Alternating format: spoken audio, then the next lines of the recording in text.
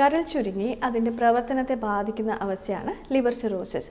അമിതമായ മദ്യപാനം, viral hepatitis B, viral hepatitis C, കരളിൽ ഉൾപ്പെടുന്ന അവസ്ഥ ഫാറ്റി ലിവർ, ഇതൊക്കെ പ്രധാന കാരണങ്ങളാണ് ലിവർ സിറോസിസിൻ്റെ.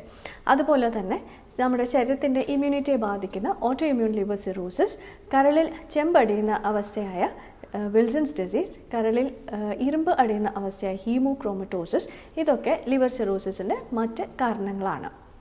പിത്തനാളി ബാധിക്കുന്ന അസുഖങ്ങളായ പ്രൈമറി ബിലിയറി സിറോസിസ്, പ്രൈമറി സ്ക്ലീറോസിംഗ് കൊളഞ്ചൈറ്റിസ്, കുട്ടികളിൽ ഉണ്ടാകുന്ന ബിലിയറി എട്രീസിയ, ഇവ മൂലവും ലിവർ സിറോസിസ് ഉണ്ടാവാം.